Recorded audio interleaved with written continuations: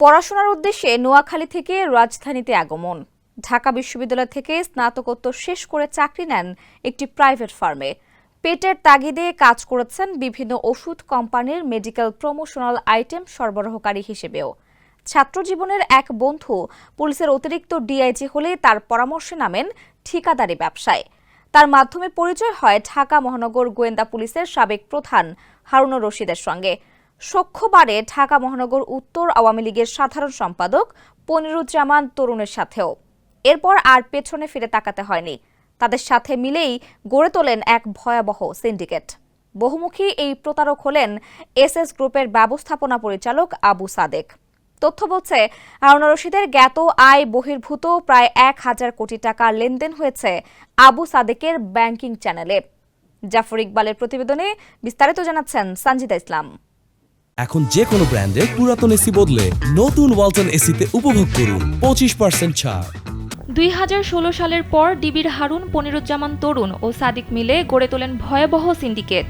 এরপর থেকেই আওয়ামী লীগের দলীয় বিবেচনায় বেবজা, বিআইডব্লিউটিএ, ক্রীড়া মন্ত্রণালয়, টিসিবি, মডেল মসজিদ নির্মাণ, পদ্মা সেতু, সিটি কর্পোরেশন সহ দুটি সামরিক বাহিনীর বিভিন্ন গুরুত্বপূর্ণ প্রকল্পে হাজার হাজার কোটি টাকার ঠিকাদারি কাজ পেতে শুরু করেন তারা।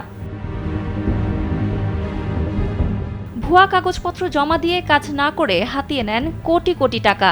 এছাড়া ডিবি হারুনের বিপুল পরিমাণ জ্ঞাত আয় বহির্ভূত সম্পদ এই সাদেকের কাছে গচ্ছিত থাকার তথ্য পাওয়া গেছে। সম্প্রতি ব্যবসায়ীকে অপহরণ করে ডিবি অফিসে নিয়ে ৬ কোটি টাকা আদায়ের চেষ্টার মামলা হয়েছে তার বিরুদ্ধে। মামলার সূত্র ধরে অনুসন্ধান করে কালবেলা। অনুসন্ধানে দুদকে জমা হওয়া অভিযোগের প্রায় সব তথ্যের সত্যতা পাওয়া গেছে।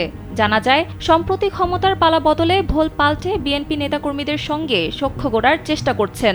গত ২ ফেব্রুয়ারি অভিযান চালিয়ে রাজধানীর মোহাম্মদপুর থেকে এসএস গ্রুপের ব্যবস্থাপনা পরিচালক আবু সাদেককে গ্রেপ্তার করে পুলিশ। পরে কারাগারে পাঠানো হলেও মাত্র ৩ দিনেই জামিনে মুক্ত হয়ে যান তিনি। এ ঘটনায় গত ৮ ফেব্রুয়ারি এক বিবৃতিতে তার মতো আওয়ামী লীগের দোসররা কিভাবে জামিন পাচ্ছে তা সরকারের কাছে ব্যাখ্যা জানতে চেয়ে বিবৃতি দেন বিএনপির সিনিয়র যুগ্ম মহাসচিব অ্যাডভোকেট রুহুল কবির রিজভী। দুদকে জমা পড়া অভিযোগে ডিবি পুলিশের সাবেক প্রধান হারুনুর রশিদ ও এসএস গ্রুপের ব্যবস্থাপনা পরিচালক আবু সাদেক সিন্ডিকেটের ৬,০০০ কোটি টাকার সম্পদের সন্ধান দিয়ে তাদের বিরুদ্ধে আইনি ব্যবস্থা নেওয়ার অনুরোধ করা হয়েছে।